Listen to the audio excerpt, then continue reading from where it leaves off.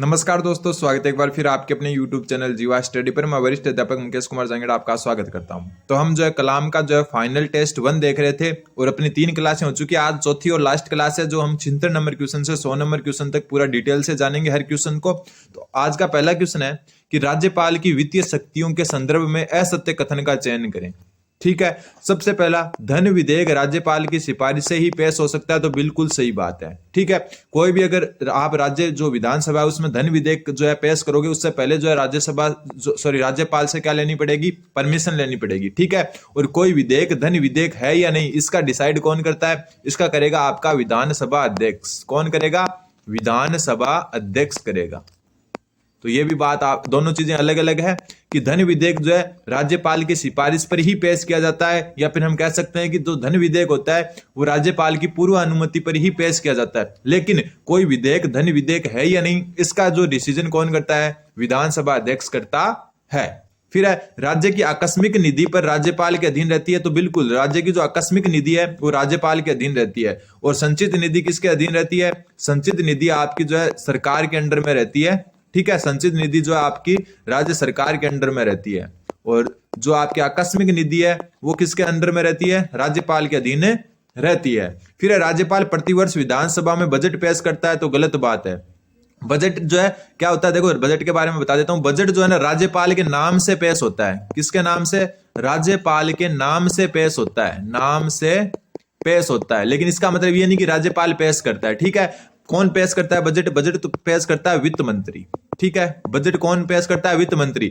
अपन ने बहुत बार देखा है कि पिछले 20 साल थे ना, इस साल को छोड़ दें तो क्या एक बार वसुंधरा जी, एक बार गहलोत, वसुंधरा गहलोत, तो कई बार वसुंधरा राजे, कई बार अशोक गहलोत वही बजट पेश करते हुए दिखते थे। तो अपन सब क्या सोचते थे कि मुख्यमंत्री बजट पेश करता है। लेकिन मजे की बात मैं आपको बता दूं कि वसुंधरा राजे अपने दोनों कार्यकाल में खुद वित्त मंत्री भी थी। दोनों कौन थी? क्या थी? दोनों कार्यकाल में वित्त मंत्री भी थी। और अशोक गहलोत है ना, अशोक गहलोत, इधर लिख देता हूं, अशोक गहलोत अपना पहला कार्यकाल था ना, उसमें तो है ना, मतलब वित्त मंत्री नहीं थे, लेकिन लास्ट के 2 कार्यकाल है ना, उनमें खुद वो क्या थे? वित्त मंत्री थे। क्योंकि वसुंधरा राजे और अशोक गहलोत है, दोनों ने MA अर्थशास्त्र कर रखी है।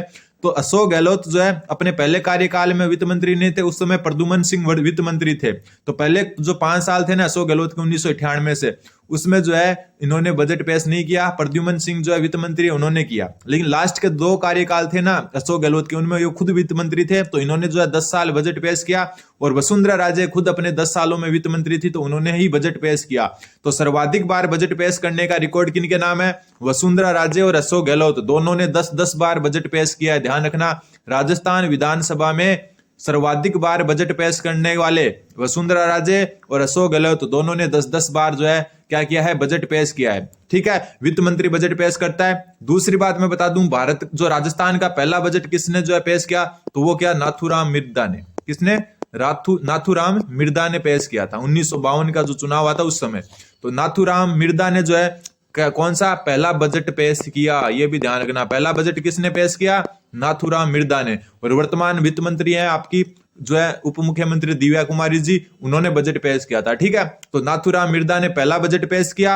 वसुंधरा राजे और अशोक गहलोत 2 ऐसे शख्सियत है जिन्होंने राजस्थान विधानसभा में सर्वाधिक 10-10 बार बजट पेश किया है। ठीक है, अगला अगला ऑप्शन, तो ये क्या हो गया? गलत हो गया। राज्यसभा राज्यपाल है वो प्रतिवर्ष विधानसभा में बजट पेश नहीं करता, राज्यपाल के सिर्फ नाम से बजट पेश होता है। फिर राज्यपाल द्वारा प्रति 5 वर्ष में राज्य वित्त आयोग का गठन किया जाता है, तो ये भी बिल्कुल सही है। तो पहला, दूसरा, चौथा सही है, तीसरा गलत है। पूछा क्या था? असत्य पूछा था, तो उत्तर हो जाएगा आपका ऑप्शन नंबर 3, क्योंकि बजट राज्यपाल पेश नहीं करता, उनके नाम से वित्त मंत्री पेश करता है। अगला क्वेश्चन नंबर 77। 77वां क्वेश्चन बोल रहा है कि निम्न में से राजस्थान के वे मुख्यमंत्री जो 3 या 3 से अधिक बार मुख्यमंत्री रहे हैं। राजस्थान के वे मुख्यमंत्री जो 3 या 3 से अधिक बार मुख्यमंत्री रहे। तो मैं आपको बता दूं कि 4 बार 4 बार मुख्यमंत्री रहने वाले एकमात्र है मोहनलाल सुकाड़िया। मोहनलाल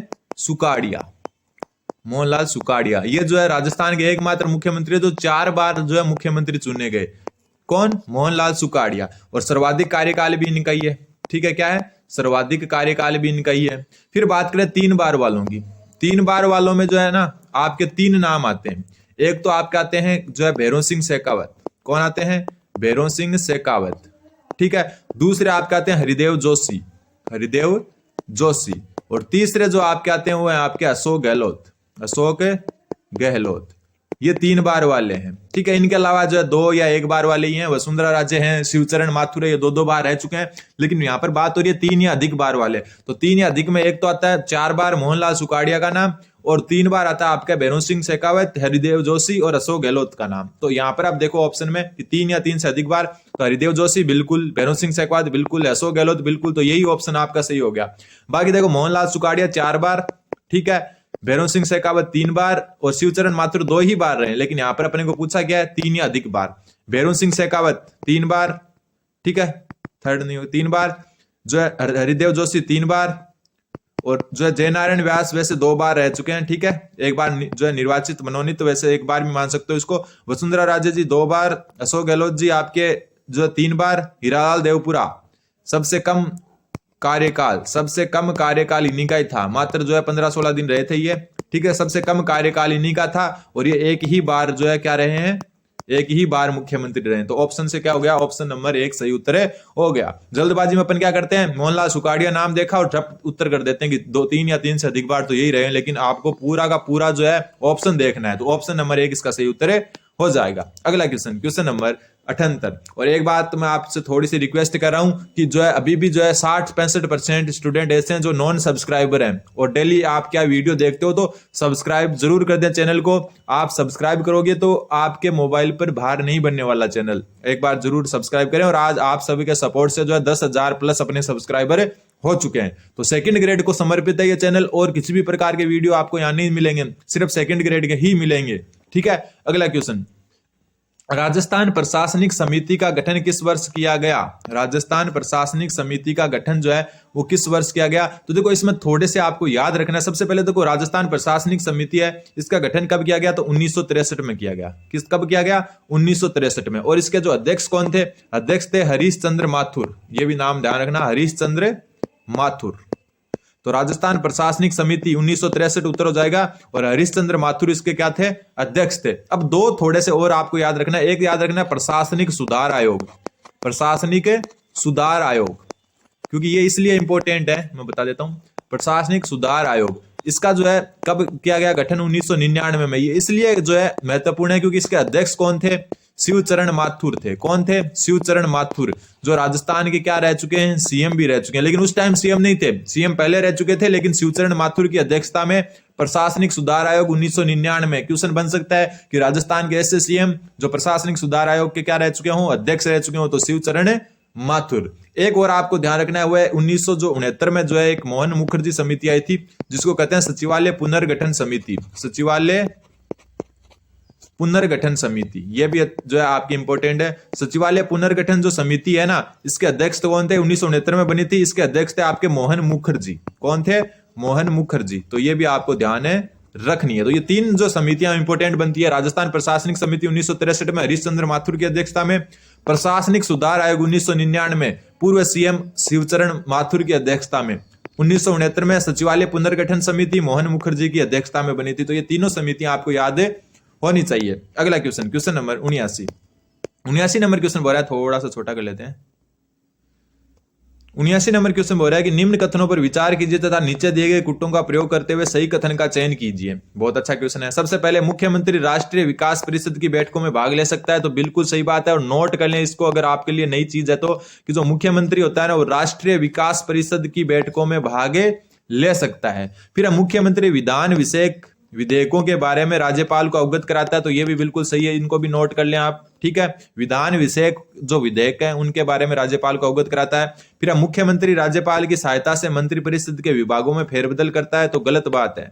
मुख्यमंत्री राज्यपाल की सहायता से जो है मंत्रिपरिषद में जो है मंत्रिपरिषद के विभागों में फेरबदल नहीं करता, राज्यपाल मुख्यमंत्री की सलाह से करता है। राज्यपाल मुख्यमंत्री की सलाह से, उल्टा लिख दिया इन्होंने, ठीक है। मुख्यमंत्री की सलाह से विभागों में फेरबदल कर सकता है, सलाह से, ठीक है, उल्टा लिख दिया। मुख्यमंत्री राज्यपाल की सहायता से नहीं करता, राज्यपाल जो है मुख्यमंत्री की सलाह से करता है, ठीक है। एक प्रकार से कथन सही है, लेकिन जो है भारत के संविधान के अनुसार फिट नहीं बैठता। वैसे सही है कि मुख्यमंत्री राज्यपाल की सहायता से ही करता है, राज्यपाल को वो मतलब बोलता है कि आप जो है इनमें फेरबदल कर दो, राज्यपाल जो है फेरबदल कर देते हैं। लेकिन भारत के संविधान में ये लाइन नहीं लिखी हुई है। वो कहा क्या लिखी हुई है कि राज्यपाल मुख्यमंत्री की सलाह से जो है मंत्रिपरिषद में जो है कार्यों का बंटवारा करेगा या विभागों में फेरबदल या बंटवारा करेगा। तो ये जो है आपका गलत हो गया। तो उत्तर हो जाएगा आपका ऑप्शन नंबर 1 व 2। 1 और 2 किस में है? तीसरे में। ठीक है, अगला क्वेश्चन नंबर आपका 80 नंबर क्वेश्चन देखो, इसमें भी अच्छा क्वेश्चन है ये, राज्य मानवाधिकार आयोग से संबंधित है।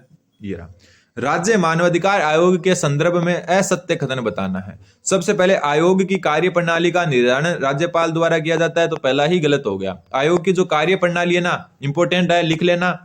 आयोग की जो कार्य प्रणाली है उसका निर्धारण स्वयं आयोग करता है, ना तो राज्य सरकार करती है, ना ही कोई आपकी राज्यपाल करता है, ना ही विधानसभा करती है। कौन करता है? स्वयं आयोग करता है। इंपॉर्टेंट है, नोट कर लेना। आयोग की जो कार्य प्रणाली है उसका निर्धारण स्वयं आयोग करता है। फिर आयोग एक सांविधिक निकाय है। बिल्कुल, एक होता है संवैधानिक। क्या होता है? संवैधानिक। जैसे आरपीएससी है जिसका संविधान में उल्लेख है, तो वो होता है संवैधानिक, और ये है सांविधिक। नाम अंतर याद रखना। अगर यहां पर सांविधिक की जगह संवैधानिक हो जाता ना तो ये गलत हो जाता, क्योंकि आयोग एक है सांविधिक, जिसको अगर दूसरे नाम से अगर हम जानना चाहें तो वैधानिक। क्या है? वैधानिक निकाय है। ठीक है, आयोग क्या है? एक प्रकार का वैधानिक निकाय है, या फिर हम कह सकते हैं सांविधिक निकाय है। विधिक है और संवैधानिक नहीं है।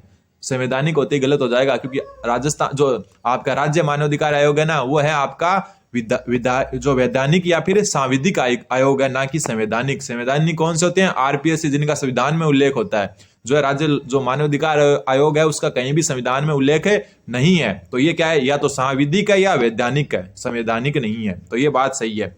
फिर कार्य संचालन हेतु आयोग में राज्य मानवाधिकार, ये देखो नाम एक जैसे लगते हैं, संवैधानिक और सांविधिक, लेकिन अलग अलग है।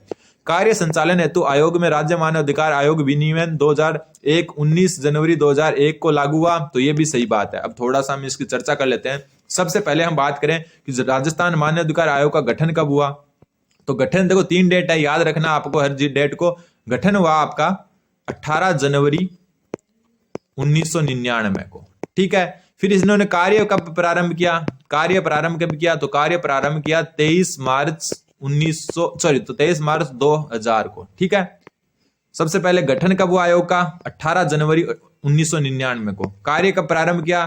23 मार्च 2000 को। और कार्य संचालन हेतु आयोग में राज्य मानवाधिकार आयोग विनियमन 2001 कब लागू किया गया? 19 जनवरी 2001 को। तो तीनों अलग अलग चीज है, ध्यान रखना। 18 जनवरी 1999 को गठन, कार्य प्रारंभ 23 मार्च 2000 को, और कार्य संचालन हेतु जो मानवाधिकार आयोग विनियम है वो 2001, वो कब लागू हुए? 19 जनवरी 2001 को। ठीक है, तो ये ध्यान रखना। अब एक बार जो है राजस्थान या फिर राज्य जो मानवाधिकार आयोग है उनके बारे में बता दूं कि इसमें शुरुआत में होते थे 1+4 सदस्य। कितने होते थे? 1+4 सदस्य होते थे। लेकिन 2006 में एक संशोधन किया गया। कब किया गया? 2006 में। और जो है आपके वर्तमान में 1+2 सदस्य होते हैं। ठीक है, कितने? 1 अध्यक्ष और 2 सदस्य। पहले क्या होते थे? 1 अध्यक्ष और 4 सदस्य, मतलब कुल 5 होते थे। अब जो है 2006 में संशोधन करके सिर्फ 3 कर दिए गए। ध्यान रखना, ये भी इंपॉर्टेंट बनता है। वर्तमान में 1+2 का प्रावधान है और शुरुआत में 1+4 का प्रावधान था। फिर है मानवाधिकार संरक्षण अधिनियम 2019 द्वारा उच्च न्यायालय के अन्य न्यायाधीश के अध्यक्ष बनाने का प्रावधान किया गया। तो यह भी बिल्कुल सही है। जो मानवाधिकार संरक्षण अधिनियम 2019 है ना, उससे पहले क्या था कि कोई भी जो है ना अध्यक्ष तभी बन सकता है मानवाधिकार आयोग का जब वो क्या हो? किसी भी हाई कोर्ट का, कम से कम हाई कोर्ट का क्या रहा हो? चीफ जस्टिस रहा हो, मतलब मुख्य न्यायाधीश रहा हो। लेकिन जो है 2019 में जो है इसमें चेंज किया गया, संशोधन किया गया और कहा गया कि जो है उच्च जो है ना किसी भी जो है उच्च न्यायालय का जो है मुख्य न्यायाधीश होना जरूरी नहीं है। अगर कोई अन्य न्यायाधीश है वो भी क्या है? अध्यक्ष बन सकता है। तो यहां पूछा था असत्य कथन, तो ऑप्शन नंबर 1 जो है असत्य हो गया। कार्य प्रणाली का निर्धारण स्वयं आयोग करता है। तो उत्तर हो जाएगा आपका ऑप्शन नंबर 1। अब जो है 20 क्वेश्चन अगले जो है आपके आएंगे साइकोलॉजी के। ठीक है, सबसे पहला क्वेश्चन, इस प्रक्रिया में व्यक्ति के विचार, बुद्धिमत्ता और भाषा में परिवर्तन शामिल है। कौन सी प्रक्रिया में? अब देखो यहां से ही उत्तर आ रहा है आपका कि इस प्रक्रिया में व्यक्ति के विचार, बुद्धिमत्ता और भाषा में परिवर्तन शामिल है। तो क्या शारीरिक विकास है? विचार और बुद्धिमत्ता में अगर कोई चेंज हो रहा है, क्या ये शारीरिक है? बिल्कुल नहीं है। क्या ये जैविक है? बिल्कुल नहीं है। बुद्धिमत्ता जो है ये नहीं है। सामाजिक है? तो बिल्कुल नहीं है। तो उत्तर क्या हो जाएगा आपका? संज्ञानात्मक। ठीक है, संज्ञानात्मक को हमेशा याद रखना है। जब भी कोई चीज बुद्धि से जुड़ी हो ना, किससे जुड़ी हो? बुद्धि से, तो हमेशा क्या होती है, संज्ञानात्मक होती है। तो उत्तर क्या हो जाएगा इसका, संज्ञानात्मक। मतलब संज्ञानात्मक एक ऐसी प्रक्रिया जिसमें व्यक्ति के विचार, बुद्धिमत्ता और भाषा में परिवर्तन शामिल है। तो उत्तर हो जाएगा आपका ऑप्शन नंबर 2। अगला क्वेश्चन है, थोड़ा छोटा कर लेते हैं। एक विकासशील बालक अपने पर्यावरण में भौतिक एहसासों को समझकर प्रतिक्रिया में संज्ञानात्मक ढांचे, मानसिक मानचित्र बनाता है। इस विचार पर आधारित सिद्धांत के प्रतिपादक कौन है? वापस देखो, इजी क्वेश्चन है, आराम से कर सकते हो कि एक विकासशील बालक अपने पर्यावरण में भौतिक एहसासों को समझकर प्रतिक्रिया में संज्ञानात्मक ढांचे, मानसिक मानचित्र बनाता है। तो ये जो है सिद्धांत किस पर आधारित है? नाम किसका आ रहा है? संज्ञानात्मक ढांचे और संज्ञानात्मक विकास का सिद्धांत जीन पियाजे। ठीक है। एरिक एरिक्सन का सिद्धांत मनोसामाजिक सिद्धांत, मनोसामाजिक। और मनोसामाजिक सिद्धांत में कितनी 8 अवस्थाएं बताई है इन्होंने। ठीक है, जिनको हम पीछे के वीडियो में जो है पूरा डिटेल से भी जान चुके हैं। ठीक है। बांडूरे का सामाजिक विकास सिद्धांत, कौन सा सिद्धांत? सामाजिक विकास सिद्धांत। ठीक है। और सामाजिक विकास सिद्धांत को जो है आप कह सकते हो प्रतिमान सिद्धांत भी कह सकते हो। मॉडल के ऊपर जो है ये पूरा का पूरा बेस होता है। ठीक है। तो ये भी ध्यान रखना। तो संज्ञानात्मक ढांचे की बात आई तो उत्तर क्या हो जाएगा आपका? जीन पियाजे। अगला क्वेश्चन नंबर 83 क्वेश्चन बोल रहा है कि E.L. थांडाइक के डैश सिद्धांत का शिक्षा के क्षेत्र में अत्यधिक महत्व है। रिपीटेड क्वेश्चन है, रीट या सेकंड ग्रेड में कहीं ना कहीं तो आया हुआ है। तो रिपीट क्वेश्चन है, तो मैं बता दूं कि थांडाइक का कौन सा सिद्धांत जो है शिक्षा के क्षेत्र में अत्यधिक महत्व है? तो उस वह है प्रयास एवं त्रुटि सिद्धांत। ठीक है। प्रयास एवं त्रुटि मतलब जब तक प्रयास जो है आप प्रयास करोगे, त्रुटियों से सीखोगे, तभी जाकर जो है आप कोई चीज में जो है महारत हासिल करोगे। तो थांडाइक का प्रयास एवं त्रुटि सिद्धांत जो है शिक्षा के क्षेत्र में अत्यधिक महत्व रखता है। उत्तर हो जाएगा आपका option number 2। Question number 84 question बोल रहा है कि वुंट ने मनोविज्ञान का वर्णन किस अध्ययन के रूप में किया? और ये नया क्वेश्चन है, तो इसको आप अलग से नोट कर लेंगे। ऊपर वाले क्वेश्चन कहीं ना कहीं मिल जाएंगे। ये क्वेश्चन जो है आपका नया क्वेश्चन है कि वुंट ने मनोविज्ञान का वर्णन किस के अध्ययन के रूप में किया। ठीक है। वैसे तो वुंट किससे था? वुंट किससे संबंधित था? वैसे तो चेतना से संबंधित था। किससे? चेतना से। ठीक है। सबसे पहले आत्मा थी, फिर चेतना आया। ठीक है। सॉरी, पहले क्या था? चेतना से संबंधित नहीं, एक बार हटा देता हूं मैं इसको। आपको पता है पहले विज्ञान क्या, जो मनोविज्ञान है उसको आत्मा का विज्ञान कहते थे। किसका? आत्मा का। आत्मा के बाद में इसको मन या मस्तिष्क का कहने लगे। ठीक है। फिर इसको चेतना का कहने लगे। ठीक है। और वर्तमान में इसको व्यवहार का कहते हैं। तो जो वुंट है ना, वो किससे संबंधित है? वुंट आपके हैं चेतना से संबंधित। तो इसमें आएगा सचेतन अनुभव। ठीक है। वुंट ने मनोविज्ञान का वर्णन जो है सचेतन अनुभव के रूप में किया है। तो ये उत्तर हो जाएगा आपका ऑप्शन नंबर 1। क्योंकि जो है सचेतन जो है एक नया नाम आपके सामने आ रहा है, तो इसको नोट कर लिया आपकी। वुंट ने जो है, वैसे तो आपको पता है वुंट जो है चेतना के समर्थक थे, तो उत्तर हो जाएगा आपका सचेतन। ठीक है। अगला क्वेश्चन नंबर 85 नंबर क्वेश्चन बोल रहा है इनमें से कौन सा गिलफोर्ड का सिद्धांत है? अब देखो मजे की बात, अब देखो इनमें से गिलफोर्ड का सिद्धांत कौन सा है? सबसे पहले हम बहुकारक सिद्धांत की बात कर लेते हैं। तो बहुकारक सिद्धांत किसने दिया? तो बहुकारक सिद्धांत दिया आपका थांडाइक ने। किसने? थांडाइक ने। ठीक है। एक होता है बहुबुद्धि सिद्धांत। कौन सा सिद्धांत? बहुबुद्धि सिद्धांत। और आपको पता है ये किसने दिया? गार्डनर ने। ठीक है। अब बात करें समूह कारक सिद्धांत की। जो समूह कारक सिद्धांत वो दिया था लुईस थ्रस्टन ने। किसने? समूह कारक सिद्धांत दिया था लुईस थ्रस्टन ने। एकल कारक सिद्धांत दिया था बिन्ने ने। किसने? बिन्ने ने। द्विकारक किसने दिया? द्विकारक दिया आपका किसने? स्पीयरमैन ने। और इन्होंने क्या त्रिकारक दिया। इतने तो अपन ने देख लिए। अब बात आती है आपकी बच्चा कौन सा? बौद्धिकता का ढांचा। तो यही इसका उत्तर होगा। अब आपके लिए हो सकता है ये नाम नया हो, लेकिन गिलफोर्ड का सिद्धांत है, उसका नाम देखो। गिलफोर्ड का सिद्धांत इसको जो है किस नाम से जानते? दो नाम से जानते। एक तो त्रिआयामी जो है सिद्धांत। कौन सा? त्रिआयामी सिद्धांत। एक तो ये नाम है इसका। कौन सा? त्रिआयामी सिद्धांत। दूसरा इसका नाम है बुद्धि का संरचना मॉडल। कौन सा? बुद्धि का संरचना मॉडल। ठीक है। ये दो नाम है इसके, त्रिआयामी सिद्धांत या संरचना मॉडल। संरचना को इंग्लिश में क्या कहते हैं? स्ट्रक्चर। और स्ट्रक्चर मतलब क्या होता है? ढांचा। ये देखो स्ट्रक्चर। तो स्ट्रक्चर मतलब क्या होता है? ढांचा। तो उत्तर क्या हो जाएगा आपका ऑप्शन नंबर 1। नामों से तो कंफ्यूज मत होना, क्योंकि गिलफोर्ड के सिद्धांत को कहते हैं, दो नाम से जानते हैं, त्रिआयामी सिद्धांत भी कहते हैं, और दूसरा इसका नाम कहते हैं बुद्धि का संरचना मॉडल। क्या कहते हैं? संरचना मॉडल। तो संरचना से क्या बना? ढांचा। और ढांचे से क्या हो गया? बौद्धिकता का ढांचा। जो सिद्धांत है वो किसने दिया? गिलफोर्ड ने दिया। तो नाम थोड़े से हिंदी वाले आपको कंफ्यूज कर सकते हैं। अगले क्वेश्चन नंबर 86। शिक्षा मनोविज्ञान मनोविज्ञान के सिद्धांतों तथा खोजों का शिक्षा में प्रयोग है, ये कथन किसका है? वापस देखो, शिक्षा मनोविज्ञान मनोविज्ञान के सिद्धांतों तथा खोजों का शिक्षा में प्रयोग है, और ये बात किसने कही? तो उत्तर हो जाएगा आपका ऑप्शन नंबर 3, कार्ल सैनिक ने। ठीक है, कार्ल सैनिक ने क्या बोला कि शिक्षा मनोविज्ञान है वो मनोविज्ञान के सिद्धांतों तथा खोजों का शिक्षा में प्रयोग है। नोट कर लेना, क्योंकि परिभाषाएं ज्यादा अपने को याद नहीं रहती है, तो आंखों के आगे से निकलनी जरूरी होती है कि शिक्षा मनोविज्ञान जो है मनोविज्ञान के सिद्धांतों तथा खोजों का शिक्षा में प्रयोग है। कार्ल सैनिक ने ये बात कही थी। अगला क्वेश्चन, क्वेश्चन नंबर 87। ये क्वेश्चन आपका जो है टर्मन के सूत्र पर होगा कि 25 वर्षीय लड़का, वास्तविक आयु कितनी होगी? 25 वर्ष, जिसकी मानसिक आयु 16 है, उसका IQ क्या होगा? IQ मतलब हो गया बुद्धि लब्धि। ठीक है, IQ मतलब क्या हो गया? बुद्धि लब्धि। तो आपको पता है बुद्धि लब्धि क्या होती है? बुद्धि लब्धि होती है आपकी मानसिक आयु बट्टा वास्तविक आयु और गुणा 100। ठीक है, तो मानसिक आयु कितनी है यहां पर? 16, और वास्तविक आयु कितनी है? 25, और गुणा कर दिया 100 से। 100 से 25 से ये 4 बार कट गया, 16 को 4 से गुणा किया तो 64, इसका उत्तर आ गया। तो उत्तर हो जाएगा आपका ऑप्शन नंबर 3। तो उसकी अगर 25 वर्षीय लड़का जिसकी मानसिक आयु 16 वर्ष है, तो उसका IQ 64 है। अगला question, question number 88। 88 number question बोल रहा है स्पीयरमैन की अवधारणा के अनुसार जी क्या है? तो आपको पता है स्पीयरमैन ने जो द्विकारक सिद्धांत दिया, कौन सा सिद्धांत है? द्विकारक सिद्धांत। और द्विकारक सिद्धांत में एक तो इन्होंने जी कारक बताया, जिसको कहते हैं आप जनरल या सामान्य कारक। क्या कहते हैं? सामान्य बौद्धिक क्षमता। और एक इन्होंने एस कारक बताया, जिसको कहते हैं स्पेशल फैक्टर, या हम कह सकते हैं विशिष्ट, जो है आपकी विशिष्ट क्या होती है आपकी जो है विशिष्ट कारक होते हैं, उसको एस बोला इन्होंने, और जो सामान्य कारक होते हैं उनको जी कहते हैं। तो जी क्या हो गया आपका? सामान्य बुद्धि हो गई, ऑप्शन नंबर 3। ठीक है, और अगर बात करें एस की तो वो हो जाती है विशिष्ट बुद्धि। ठीक है, तो यहाँ एस जी का पूछा, जी में जनरल फैक्टर या जनरल फैक्टर, तो जनरल मतलब सामान्य बुद्धि, तो 88 का हो जाएगा आपका ऑप्शन नंबर 3।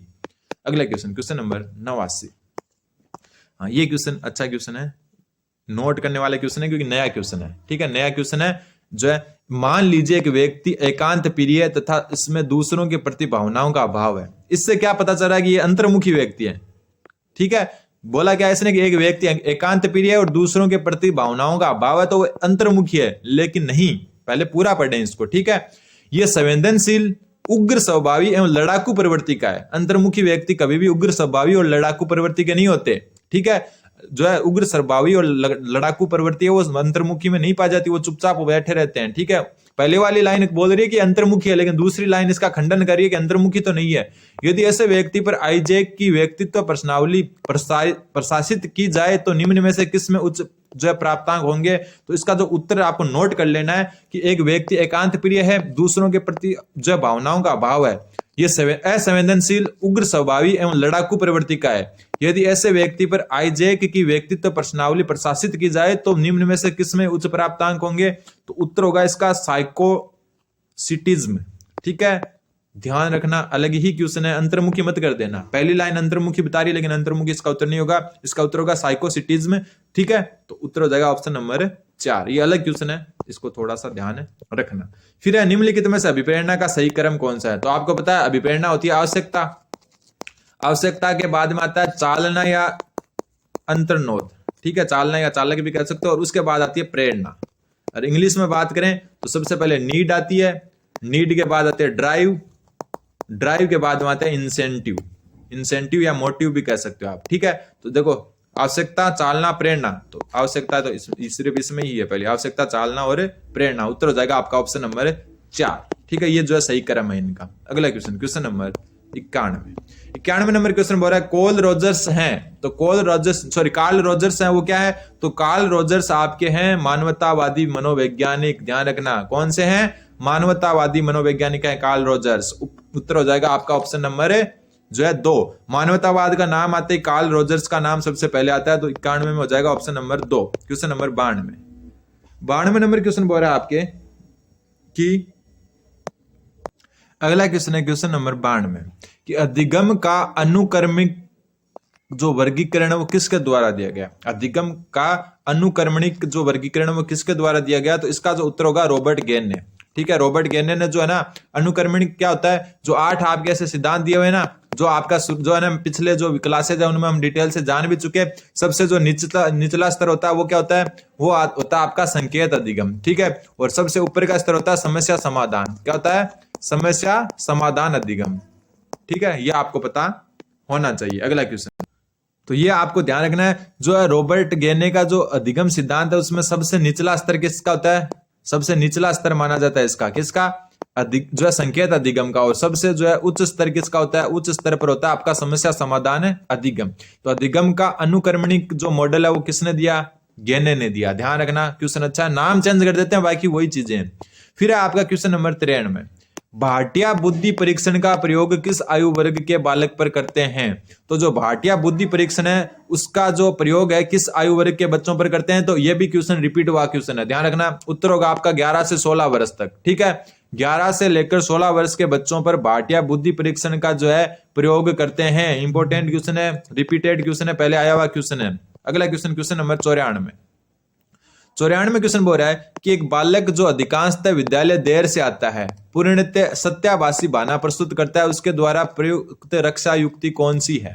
एक बालक जो अधिकांशतः विद्यालय देर से आता है, पूर्णतः सत्याभासी बहाना प्रस्तुत करता है, मतलब जो है अपनी स्थिति को सही बताने की कोशिश करता है, एकदम सही बहाना मारता है, ठीक है। तो निम्नलिखित में से कौन सी रक्षात्मक युक्ति का वो प्रयोग कर रहा है। तो इसका उत्तर हो जाएगा आपका औचित्य स्थापन, ठीक है। औचित्य स्थापन, औचित्य स्थापन में क्या होता है कि अपनी स्थिति को बेस्ट बताना, अपनी स्थिति को अच्छा बताना, अपनी स्थिति को अच्छा बताना, ठीक है। एक तो ये होता है इसमें।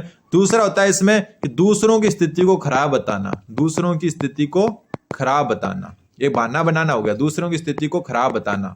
जैसे वही है ना लोमड़ी वाली कहानी है ना कि अंगूर हाथ नहीं आए तो अंगूर खट्टे हैं, और मैं जो कर रहा हूं वो एकदम सही है। तो औचित्य स्थापन होता है कि खुद की स्थिति को एकदम सही बताना और दूसरों की स्थिति को खराब बताना, ठीक है। शोधन के बारे में हम वैसे पहले बात कर चुके हैं, इसको दूसरा नाम है उदात्तीकरण। क्या होता है, उदात्तीकरण।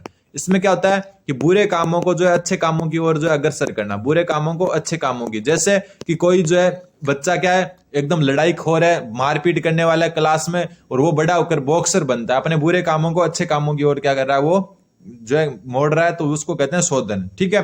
प्रत्यावर्तन, इसको दूसरा नाम होता है प्रतिगमन। इसमें क्या होता है प्रतिगमन में कि जो है समय में पीछे जाकर सोचना, समय में पीछे जाकर सोचना। जैसे कोई बुढ़ा व्यक्ति अपने बचपन की यादें सुनाए तो वो होता है प्रतिगमन, ठीक है। तो यहाँ पर जो है अधिकांशतः देर से आता है और पूर्णतः सत्याभासी बहाना प्रस्तुत करता है, तो औचित्य स्थापन हो गया, क्योंकि अपनी स्थिति को क्या बता रहा है, अच्छा बता रहा है। तो उत्तर हो जाएगा आपका option number 3। Question number 95 number question बोल रहा है, निम्न में से कौन सी सृजनशील बालक की विशेषता नहीं है।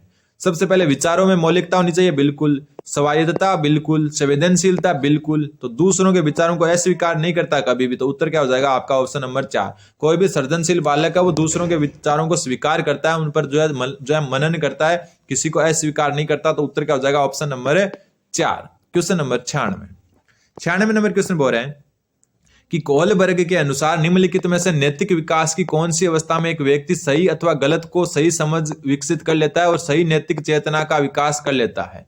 कोहलबर्ग के अनुसार निम्नलिखित में से नैतिक विकास की कौन सी अवस्था में एक व्यक्ति सही अथवा गलत की सही समझ को विकसित कर लेता है और सही जो है नैतिक चेतना का विकास कर लेता है। तो याद रखना इसका उत्तर है आपका सार्वभौमिक नैतिक सिद्धांत अभी, ठीक है। और ये दुनिया के मात्र 1% लोग भी यहाँ पहुंच पाते हैं, ठीक है। दुनिया के मात्र 1% लोग ही यहाँ पहुंच पाते हैं जिसमें सही गलत का जो है समझ विकसित कर लेते हैं, ठीक है।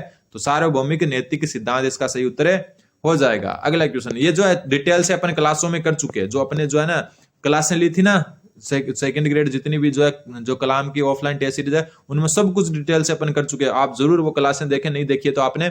निम्न में से कौन सा एक विकास का सिद्धांत नहीं है। व्यक्ति की भिन्नता का सिद्धांत बिल्कुल है, हर एक व्यक्ति दूसरे से भिन्न होता है। विशिष्ट से सामान्य की ओर, गलत हो गया। क्यों? क्योंकि सामान्य से विशिष्ट की ओर होता है, सामान्य से विशिष्ट की ओर होता है, सामान्य से विशिष्ट की ओर होता है, तो ये गलत हो गया, ठीक है। एक ध्यान रखना, विकास होता है आपका जो स्थूल से सूक्ष्म की ओर, स्थूल से सूक्ष्म की ओर होता है। अगर हम कहें तो संपूर्ण से अंश की ओर होता है। ये तीन चीजें तो आपको ध्यान रखनी ही है। विकास क्या होता है, सामान्य से तो विशिष्ट की ओर, स्थूल से सूक्ष्म की ओर, या हम कह सकते हैं संपूर्ण से अंश की ओर होता है, ठीक है। संपूर्ण से अंश की ओर होता है। तो यहाँ पर देखो यही गलत हो गया और यही आपका उत्तर हो गया। निरंतरता का सिद्धांत होता है निरंतर चलता रहता है, पैटर्न की एक रूपता यानी कि सभी जो मतलब मानव है उनमें विकास एक फिक्स पैटर्न पर चलता है, ठीक है। भिन्नताएं होती है गति वगैरह में लेकिन एक पैटर्न फिक्स होता है, ठीक है। तो उत्तर हो जाएगा आपका ऑप्शन नंबर 2, क्योंकि विशिष्ट से सामान्य नहीं होता, सामान्य से विशिष्ट होता है। अगला question, question number 98 number question बोल रहा है कि अधिगम से संबंधित मनोविज्ञान की विचारधाराओं एवं उनके प्रतिपादकों के युग्म यहाँ दिए गए हैं, निम्न में से कौन सा युग्म जो है सही सुमेलित नहीं है। व्यवहारवादी जो है वॉटसन और गुथरी है, बिल्कुल सही है। फिर आप फैकल्टी मनोविज्ञान, नया नाम है आपके लिए, ध्यान रख लेना, वुल्फ व रीड, ठीक है। इंपॉर्टेंट बनता है, ये सही है कि वुल्फ और रीड ये किस मनोविज्ञान से संबंधित है, तो फैकल्टी मनोविज्ञान से। फिर गेस्टाल्ट मनोविज्ञान, तो थांडाइक व अन्य, थांडाइक आपको पता है व्यवहारवादी था, तो गेस्टलवाद से कौन संबंधित है, कोहलर और वर्दीमर, कोहलर और वर्दीमर, ठीक है। इनके अलावा एक कोफ का नाम का भी जो मनोवैज्ञानिक था, कोफ का, तो कोहलर और वर्दीमर होगा, तो यही उत्तर हो जाएगा, ये सुमेलित नहीं है। पुनर्बलन आपका हल और स्किनर, क्लार्क हल और जो स्किनर है उन्होंने पुनर्बलन पर बल दिया था, तो गेस्टलवाद में जो है आपके कोहलर और वर्दीमर होंगे, थांडाइक खुद व्यवहारवादी मनोवैज्ञानिक था। अगला question, question number 99 number question बोला, निम्न में से कौन सा पक्ष कोशिकीय वृद्धि को दर्शाता है। तो कोशिकीय वृद्धि मतलब आपके अंगों में वृद्धि, आपके बाहर में वृद्धि, तो ये आपका होता है वृद्धि का संपर्क है। वृद्धि जो होती है कोशिकीय वृद्धि होती है। ऑप्शन नंबर 2 इसका सही उत्तर हो जाएगा। और आज का लास्ट क्वेश्चन है कि निम्न में से कौन सी किशोरावस्था की विशेषता नहीं है। परस्पर विरोधी मानसिक दशाएं, बिल्कुल है। संग्रह प्रवृत्ति नहीं है, संग्रह प्रवृत्ति इसका सही उत्तर हो जाएगा, क्योंकि संग्रह प्रवृत्ति आपकी कहां पाई जाती है, बाल्य अवस्था में पाई जाती है। किसमें, बाल्य अवस्था में। और वीर पूजा की भावना, बिल्कुल, किसी को आदर्श मानना। फिर काम शक्ति की परिपक्वता, तो ये भी बिल्कुल सही है। तो संग्रह प्रवृत्ति आपकी बाल्यावस्था की है, किशोरावस्था की नहीं है, तो ये उत्तर हो जाएगा। एक चीज हमने ऊपर नहीं देखी, वो मैं आपको बता देता हूं कि जो आपने राज्य मानवाधिकार पढ़ा था ना, राज्य मानवाधिकार आयोग, ठीक है। तो राज्य मानवाधिकार जो आयोग है, इसका जो सदस्य व अध्यक्ष है ना, इनका चयन एक समिति करती है। उस समिति में एक तो होता है सीएम, जो है वो होता है अध्यक्ष, होता है उस समिति का सीएम, ठीक है। फिर दूसरा इसमें होता है विपक्ष का नेता, ठीक है। तीसरा होता है आपका विधानसभा का अध्यक्ष, और चौथा इसके अंदर आपका होता है गृह मंत्री, राज्य का गृह मंत्री। ये जो है 4 होते हैं। और जहां विधान परिषद है ना, विधान परिषद, वहां पर क्या होता है, विधान परिषद का अध्यक्ष प्लस जो है यहाँ पर विपक्ष का नेता भी होता है, लेकिन ये राजस्थान में नहीं है, ठीक है। इन जो है समिति की जो है आपकी सिफारिश पर जो है राज्यपाल इनकी नियुक्ति करता है। कौन करता है, जो है आपका राज्यपाल इनकी नियुक्ति करता है। किसकी, मानवाधिकार आयोग के सदस्य व अध्यक्षों की नियुक्ति कौन करता है, राज्यपाल। किसकी सिफारिश पर, इस समिति की, जिसका अध्यक्ष कौन होता है, मुख्यमंत्री होता है, ठीक है। और इनको पद से कौन हटाता है, राष्ट्रपति। पद से सिर्फ राष्ट्रपति हटा सकता है, हटा कौन सकता है, सिर्फ राष्ट्रपति सकता है। और एक बात ध्यान रखना, कई बार क्वेश्चन आ चुका है कि राज्य मानवाधिकार आयोग के अध्यक्ष और सदस्यों की नियुक्ति की जो समिति होती है उसमें कौन शामिल नहीं है, तो राज्यपाल खुद शामिल नहीं होता है। बस ये जो है सिफारिश करते हैं, राज्यपाल उनको नियुक्त ही करता है, राज्यपाल खुद इस समिति का सदस्य नहीं होता है, ध्यान रखना। तो उम्मीद है कि आपके समझ में आएगा। धन्यवाद, बन रहे हैं जीवा स्टडी के साथ।